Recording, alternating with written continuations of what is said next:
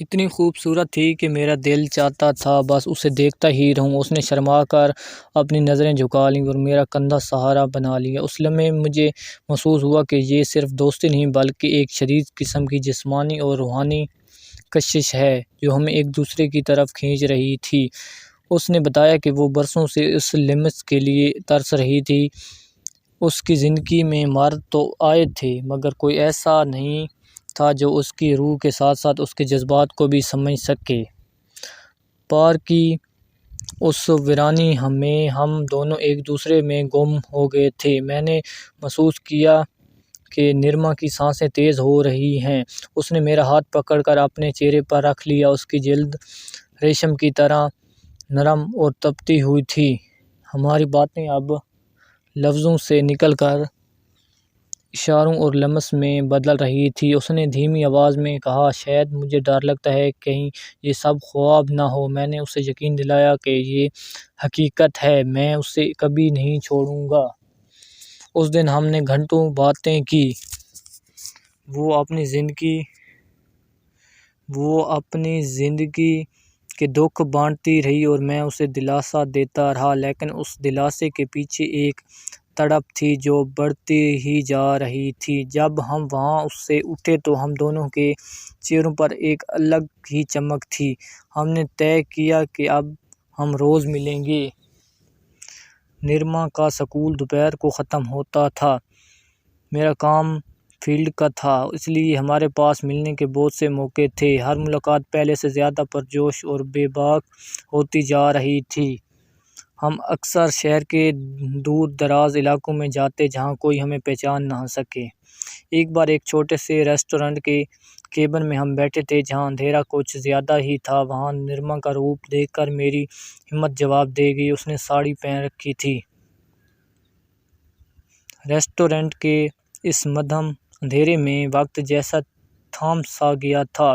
نرما کی آنکھوں میں ایک عجیب سی چمک تھی، جیسے وہ کچھ کہنا چاہتی تھی مگر لفظ ساتھ نہ دے رہے ہوں۔ میں نے نظریں ہٹا لیں، شاید اس لیے کہ دل کی دھڑکن قابو میں آ سکے۔ اس لمحے مجھے اندازہ ہوا کہ خاموشی بھی کبھی کبھی سب کچھ کہہ دیتی ہے۔ ہم نے کافی منگوائی مگر کپ ٹھنڈے ہی رہ گئے۔ باتیں معمولی سی شروع ہو کر زندگی کے گہرے سوالوں تک جا پہنچی۔ نرما نے کہا کہ کچھ رشتے وقت سے پہلے آ جاتے ہیں مگر دل ان کے لیے پہلے ہی تیار ہوتا ہے۔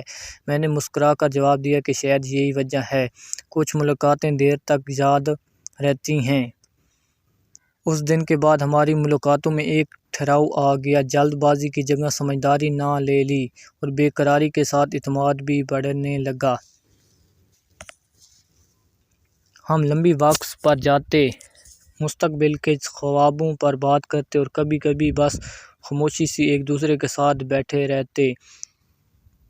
اس خاموشی میں بھی ایک سکون تھا۔ نرما نے ایک دن کہا، مجھے لگتا ہے کہ ہم ایک دوسرے کو بدل رہے ہیں، آہستہ آہستہ بہتر بنا رہے ہیں۔ میں نے سر ہلا دیا۔ شاید یہی محبت کی شروعات ہوتی ہے، جب انسان خود کو کسی کے سامنے مکمل طور پر محفوظ محسوس کرے۔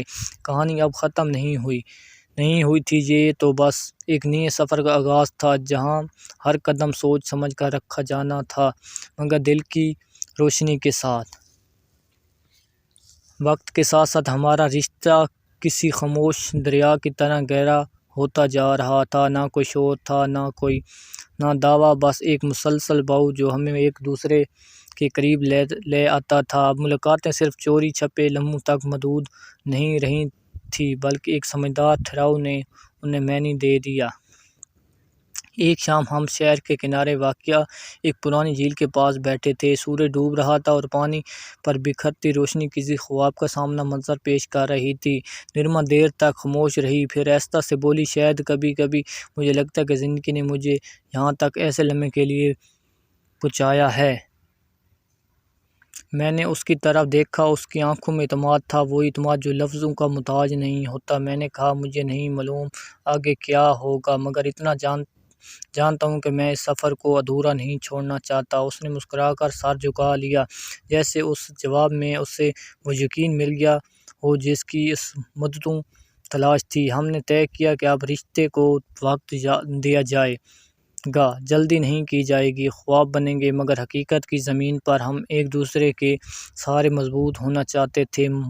محض ایک لمحاتی جذبہ نہیں بلکہ ایک پائیدار رشتہ۔ اس رات واپسی پر راستہ لمبا نہیں تھا مگر سوچیں بہت تھیں۔